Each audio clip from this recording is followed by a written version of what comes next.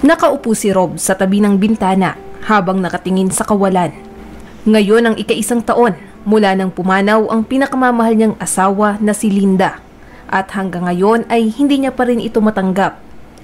Ang biglaang pagkakaroon ng problema sa puso ang naging dahilan ng pagkasawi nito.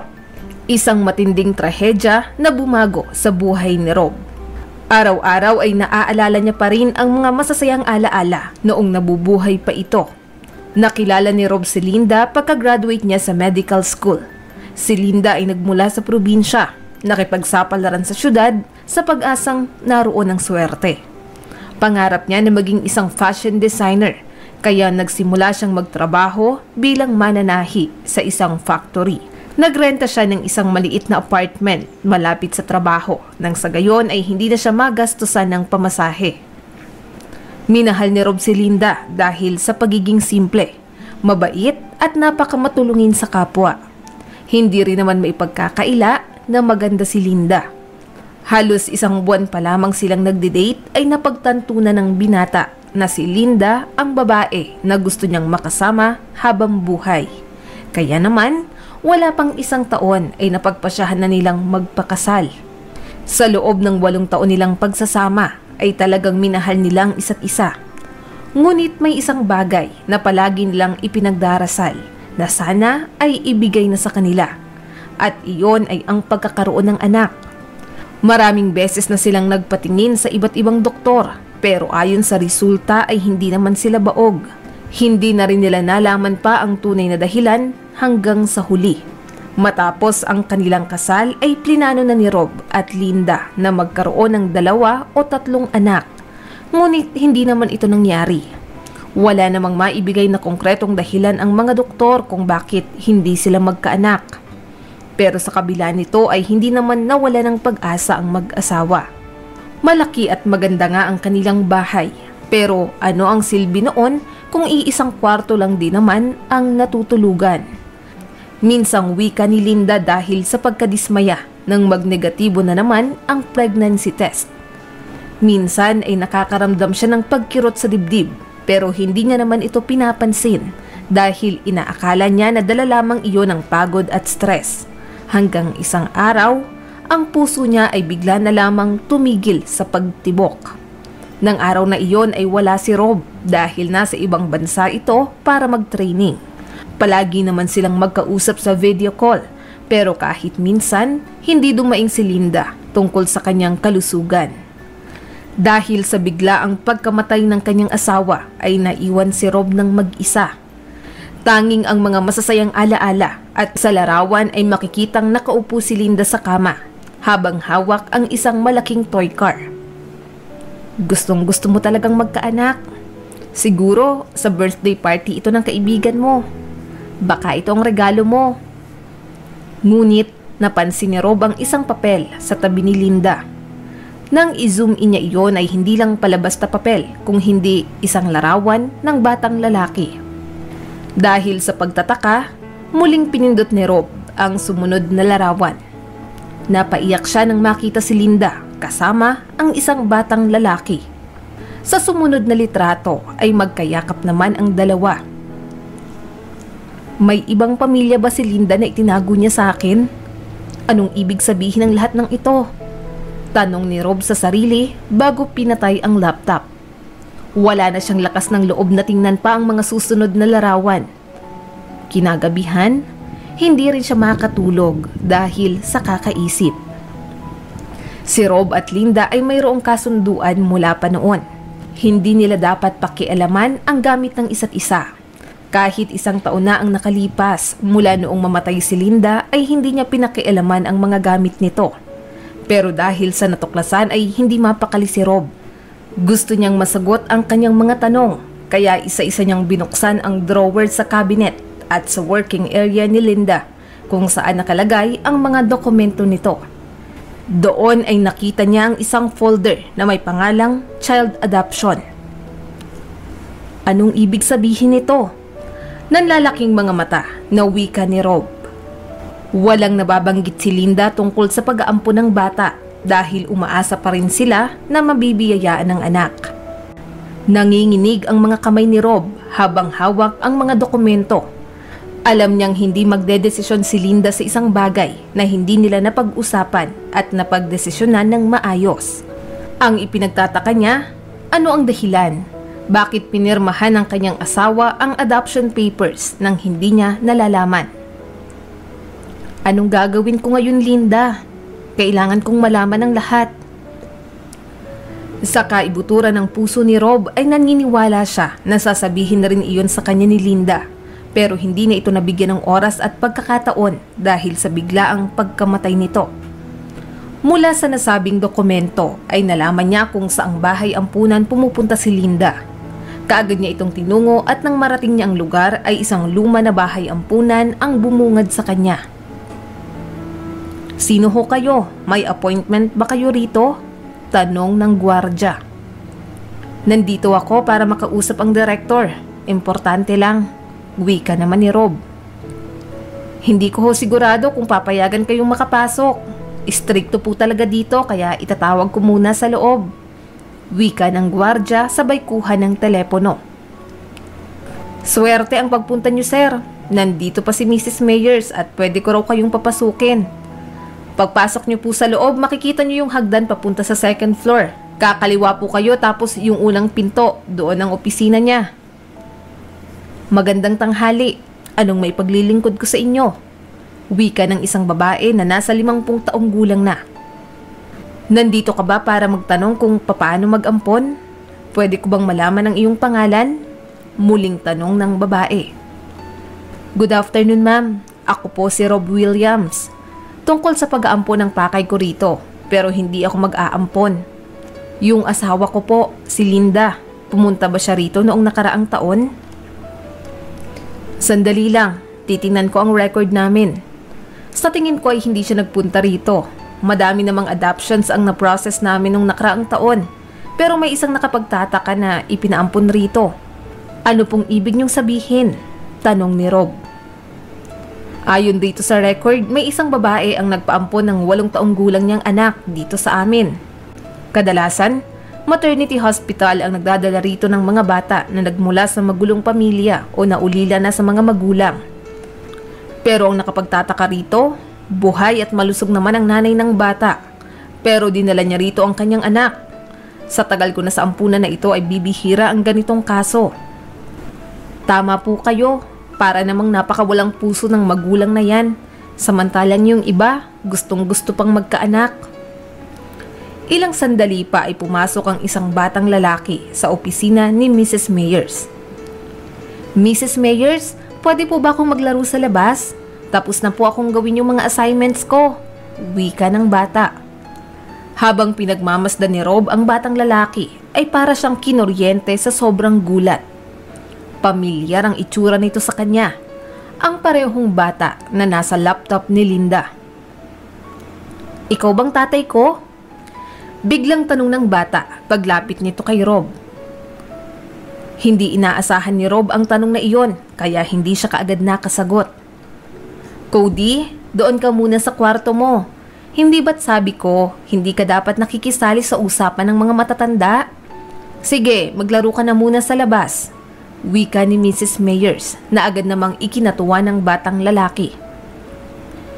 "Rob, pagpasensyahan mo na. Ganyan talaga ang mga bata rito sa ampunan. Kahit ilang taong gulang na sila ay gustong-gusto pa rin nilang magkaroon ng bagong pamilya. Lahat ng lalaki at babae na makikita nila ay gusto nilang maging magulang. Siya yung bata na sinasabi ko sa iyo kanina. Iniwan siya rito ng walang eksplanasyon." Namutla si Rob sa kanyang narinig. Marami siyang tanong pero walang kasagutan. Ibig sabihin, dinala siya rito sa bahay ampunan pero ano naman ang kinalaman noon kay Linda? Tanong ni Rob sa kanyang sarili. Marahil ay napansin ni Mrs. Meyers ang pamumutla ni Rob, kaya tinanong niya ito kung okay lang ba ang kanyang pakiramdam. "Okay lang ako, Mrs. Meyers. Gusto ko sanang malaman ang pangalan ng nanay ni Cody." Hindi agad nakasagot ang matandang babae dahil unang-una, confidential ang mga impormasyon ng bata, lalo na ang mga magulang nito. Gayunpaman, napagpasyahan niyang ipakita kay Rob ang naturang dokumento. sa kadahilan ng nakikita niya ang kalungkutan sa mga mata ng lalaki. Judith Rodriguez ang pangalan ng babae na nagdala kay Cody dito sa bahay ampunan. Kilala mo ba siya? Hindi ko po siya kilala. Pagsisinungaling ni Rob. Ang totoo niyan, si Judith ang kanyang ex-girlfriend bago niya nakilala si Linda. Si Judith ang unang nagkagusto kay Rob, pero dahil busy siya sa pag-aaral, kaya wala siyang interest noon sa mga babae. Alam naman ni Judith ang bagay na ito, pero sa kabila noon ay gumawa pa rin siya ng paraan nang sa gayon ay mapansin ng binata. Rob, may gagawin ka ba mamaya? Kung gusto mo ay pwede tayong manood ng movie o kumain sa labas. Ano sa tingin mo? Ilang beses nang nagyayaya si Judith, kaya naisip ni Rob na pumayag na nang sa gayon ay huminto na ito sa pangungulit sa kanya. Noong mga panahong iyon ay nakilala naman ni Rob si Linda, ang babaeng minahal niya ng totoo. Siyempre, nang malaman ni Judith na may kasintahan na si Rob ay sinubukan niya pang tumutol, pero wala na rin siyang nagawa nang magpakasal ito kay Linda. Pagsisisihan mo ang lahat ng ito, pinapangako ko na hindi ka magiging masaya kailanman. Sigaw ni Judith kay Rob noong huli silang magkita. Matapos ang pangyayaring iyon ay hindi na muli pang nagparamdam si Judith. Dahil masaya na si Rob sa bago niyang buhay ay agad niyang nakalimutan ang tungkol kay Judith, lalo na't si Linda naman talaga ang itinitibok ng kanyang puso. At ngayon nga, makalipas ang maraming taon ay muli niyang naalala ang nakaraan nila ni Judith, maging ang mga huling salita na sinabi nito sa kanya noon. Nakaramdam ng takot si Rob. Hindi niya alam kung ano ang gagawin, kaya nilisan niya ang bahay ampunan. Habang nasa biyahe ay inisa-isa niya ang mga nangyari mula sa biglaang pagkamatay ni Linda, ang larawan nito kasama ang anak ni Judith na siyang dinala sa bahay ampunan. Subalit hindi niya pa rin maikonek ang mga bagay na ito. Pero isa lang ang gusto niyang gawin at iyon ay ang mahanap si Judith. Malakas ang kutob ni Rob na alam nito ang lahat ng sagot sa kanyang mga katanungan. Naaalala niya pa ang lumang address ni Judith dahil malapit lamang ito sa paaralan na kanilang pinapasukan noon. Mag-iisang dekada na mula nang huli siyang makapunta roon. Pagkarating sa isang lumang bahay ay lumabas roon ng isang may edad na babae. Dito po ba nakatira si Judith? Wala akong kilala na may ganoong pangalan. Pasensya ka na. Pero sandali lang, itatanong ko sa asawa ko. Ben, may kilala ka raw bang Judith? Karen, nakalimutan mo na ba? Judith ang pangalan ng dating may-ari nitong bahay. Ah, oo nga pala. Wika ng babae, sabay tingin kay Rob. Wala nang nagawa pa si Rob kung hindi ang maglakad pa palayo sa lugar na iyon. Parang iyon na ang dead end. Saan niya naman hahanapin si Judith kung sakali? Nang bigla niyang maalala ang kaibigan na si Sasha, na kasalukuyang nagtatrabaho bilang isang pulis. Ako si Rob. Ah, ikaw palang lalaki na sumira sa buhay ng kapatid ko. Ang lalaking nanloko sa kanya kapalit ng ibang babae. Yung asawa mong si Linda, gusto kong magalit sa kanya pero sobrang bait niya. Yun nga lang, hindi niya nakuha ang mga bagay na karapat-dapat para sa kanya. Siya nga pala, anong ginagawa mo rito? Alam ko namang masaya ka na sa buhay mo. Samantalang ako, certificate mula sa kulungan lang ang makukuha. Walang nanay, walang tatay, at wala na rin kapatid. Nagkakamali ka, Peter. Hindi rin ako masaya. Wala na si Linda. Namatay siya nung 1 taon. Ha? Paano siya namatay? Gumana bang sumpa ng ate ko? At nasaan si Cody? Tuloy-tuloy na tanong ni Peter, na siya namang ikinagulat ni Rob. Anong sumpa? At sino si Cody? Wala bang sinabi sa'yo si Linda? Sa bagay, siguro wala na talaga siyang oras pa na sabihin sa'yo ang lahat. Ang totoo niyan, noong iniwan mo si Judith ay parang nabaliw na siya. Humanap siya ng mangkukulam para isumpa ka at pati na rin ang buong mong pamilya. Naniniwala siya sa ganoong bagay, pero hinayaan ko dahil iyon lamang ang paraan para mailabas niya ang lahat ng sama ng loob. Ayaw niyang magkaroon ka ng anak, at pinangarap niya rin na siya ang piliin mo na maging asawa. Lahat ng natitira niyang pera ay ibinigay niya sa peking mangkukulam na yon. Ibinenta niya ang kotse at nagawa pang mangutang. Pero hindi pa rin siya naging masaya dahil isang araw, nalaman niya na siya pala ay buntis. Matapos ninyong maghiwalay ay talagang nahirapan siyang kumita ng pera. Kahit pagja-janitress at paglalabada ay tinanggap niya. Nung mga panahong iyon ay nandito na ako sa kulungan kaya wala akong magawa para tulungan ang kapatid ko. Hindi makapaniwala si Rob sa lahat ng kanyang naririnig. Hindi man siya naniniwala sa kulam pero parang nagkatotoo iyon. Hindi sila nagkaanak, pagkatapos ay biglaan pa ang pagkamatay ni Linda. Bakit nangyari ang lahat ng ito? Una pa lang ay alam ni Judith na hindi ko talaga siya mahal. Talaga bang ako ang tatay ng anak niya? Oo, sigurado ako. Wala namang ipinakilala si Judith sa akin na kahit na sino. At ni minsan ay wala siyang ibang mukhang bibig kundi ikaw. At saka bakit kung hindi mo siya mahal, bakit may nangyari sa inyo? Ibig sabihin ba noon ay ginamit mo lang siya? Tapos nung may nakilala ka ng ibang babae ay iniwan mo siya na parang isang basura? Pero wala na tayong magagawa. Tapos ng lahat ng yon. Nakita ko ang paghihirap ng kapatid ko hanggang sa huli. Noong malaman niyang cancer na pala ang sakit niya ay huli na ang lahat. Tinaningan na siya ng doktor. 4 na buwan na lang ang ibinigay sa kanya. Pero swerte pa rin siya dahil nabuhay pa ng 6 na buwan.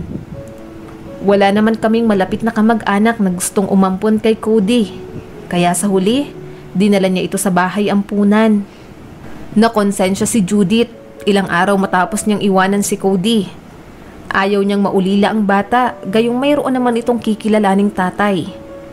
Isang araw, nakipagkita siya sa iyong asawa. Ipinagtapat niya ang lahat. Wika ni Peter na noon ay namumuo na rin ang luha sa mga mata. Wala akong magawa habang umiiyak ang ate ko dahil nandito ako sa kulungan. Nagpaalam siya sa akin at nangako ako na bibisitahin ko ang puntod niya pagkalabas ko rito.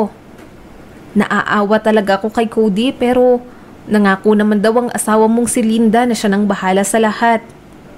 Noong una ay galit ako sa kanya. Pero nang makausap ko siya ng personal ay doon ko napagtanto na isa siyang anghel na bumaba sa lupa.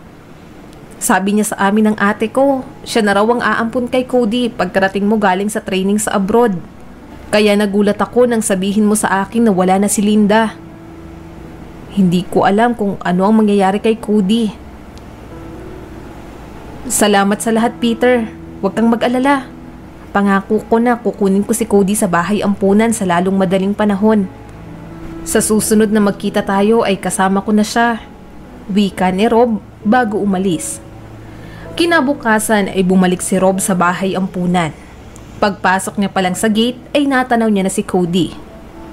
Sabi ko na babalikan mo ko, nakangiting wika ng batang lalaki. Niyakap ni Rob ng mahigpit ang kanyang anak. Para bang ayaw niya na itong bitiwan.